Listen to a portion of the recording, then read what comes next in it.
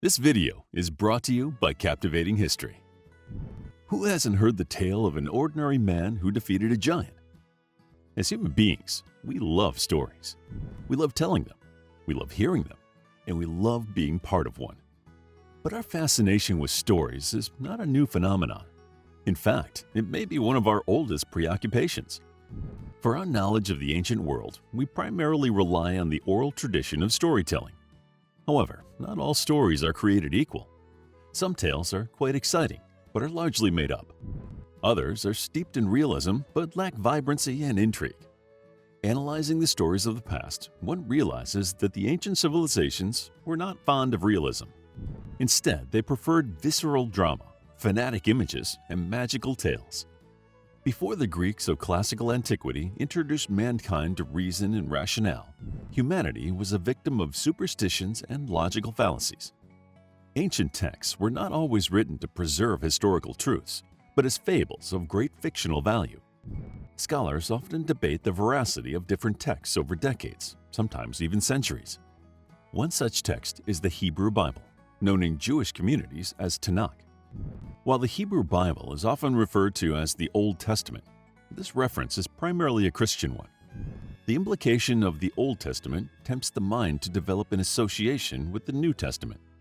But the Hebrew Bible was completed long before the advent of Christianity. It is a canonical collection of Hebrew scriptures, including the Torah.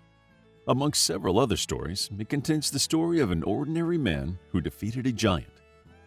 The story of the King of Israel and Judah is one of monumental proportions, a tale of epic heroes and villains. Archaeologists have debated the chronology as well as the mythical elements of these events for many years. To understand the ancient Hebrew civilizations, scholars refer to three major sources. 1. Texts included in the Hebrew Bible. 2. Ancient texts not included in the Hebrew Bible. And 3. The archaeological excavations. The biblical narrative is the easiest to follow as well as the most interesting. Simply piling archaeological facts one on top of the other can become a dull and tiresome exercise. Here, we will include references from all sources to make a wholesome and engaging story worthy of your time. Let's get started. After the death of Moses, the 12 Hebrew tribes settled in Canaan in the southern Levant under Joshua's leadership, renaming the land Israel. In those times, individuals of supreme influence, known as judges, made important decisions for the masses. These people were not monarchs or rulers, but spiritual figures of great wisdom and insight. For the next several years, the confederation of the 12 tribes flourished. But the Israeli people wanted a single leader to rule them, like their neighbors. So, the last Israelite judge, Samuel, anointed Saul as the first monarch of the land in the 11th century BC. However, Saul lied to Samuel, and Samuel set out to look for another monarch. After arriving in a small village called Bethlehem, he chose David as the next king. The Bible is the only source of David's reign, but archaeological findings mention the house of David. After he cured Saul of an evil spirit by playing his lyre, David rose to fame. Soon after that, his father sent him to the battlefield to check on his brothers, but he saw an unusual sight upon arriving. The fighting had stopped. The Philistines offered to accept Israel's supremacy if one of the Jews could defeat their best warrior in one-on-one combat. The Philistine soldier was Goliath, a tall giant between 6 and 9 feet, though accounts vary about his height. The young boy decided to stand up to the giant. He stepped in without any armor, equipped only with a sling. Perplexed and offended by the idea of fighting a boy, Goliath underestimated his opponent. David launched a stone with his sling that hit the giant in the head and rendered him unconscious. He then walked over, picked up Goliath's sword, and cut off his head.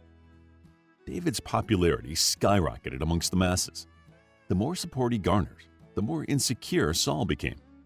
David married Saul's daughter, Michal, but Saul continued his efforts to hurt David.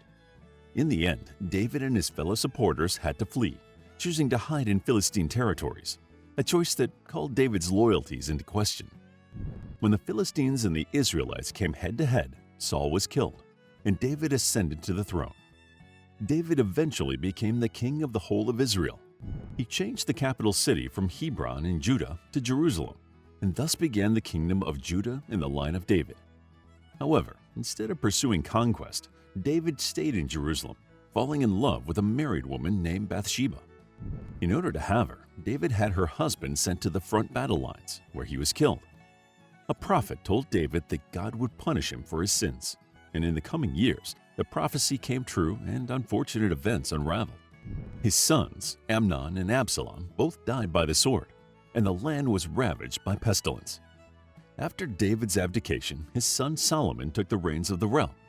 Solomon was a successful and affluent leader who ushered in a new era for the Hebrew people. The Bible narrates that one night God approached Solomon and asked him what he wanted. Solomon chose wisdom, and God granted it.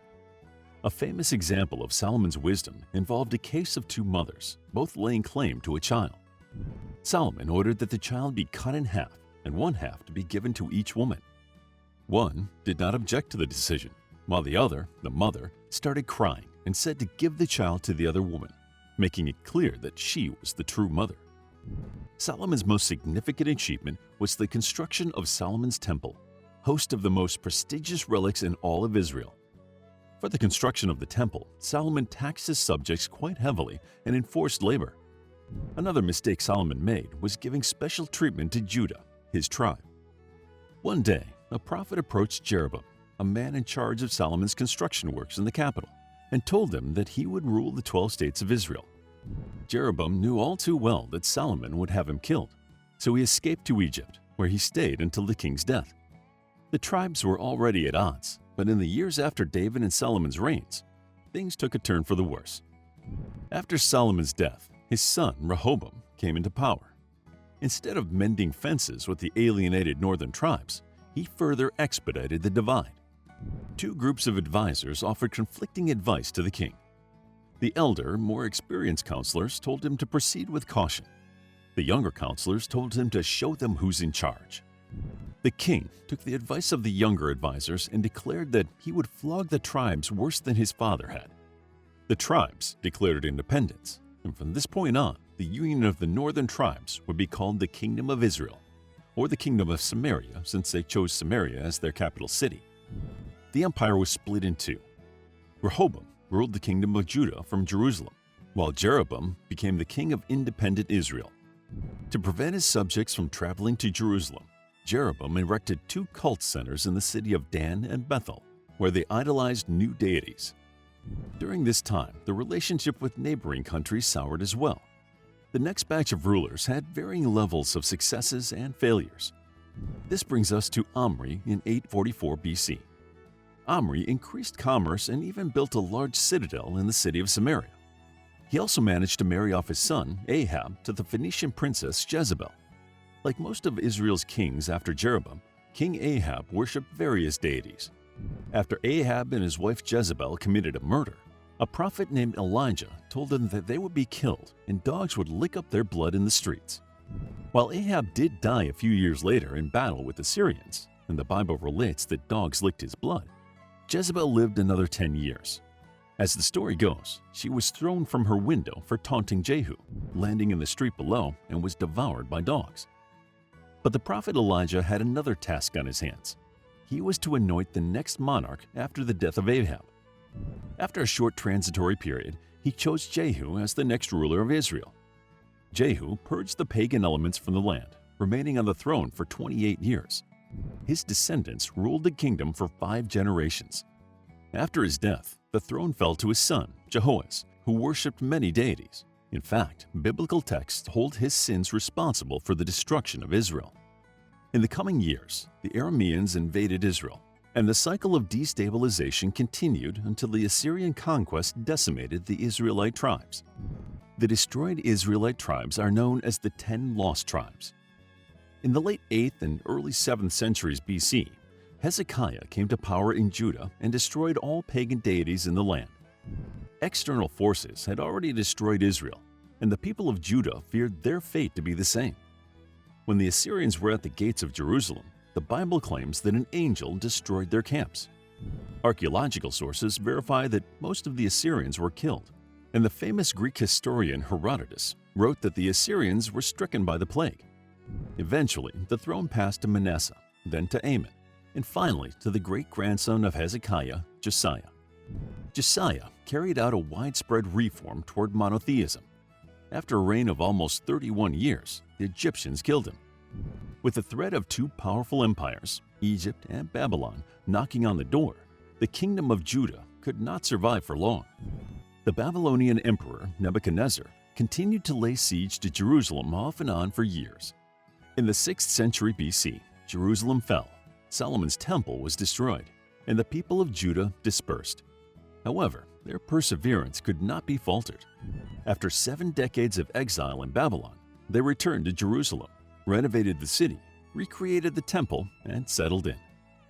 To learn more about the kings of Israel and Judah, check out our book, The Kings of Israel and Judah, a captivating guide to the ancient Jewish kingdom of David and Solomon, the divided monarchy, and the Assyrian and Babylonian conquests of Samaria and Jerusalem. It's available as an ebook, paperback, and audiobook. Also, grab your free Mythology Bundle ebook while it's still available. All links are in the description. If you enjoyed the video, please hit the like button and subscribe for more videos like this.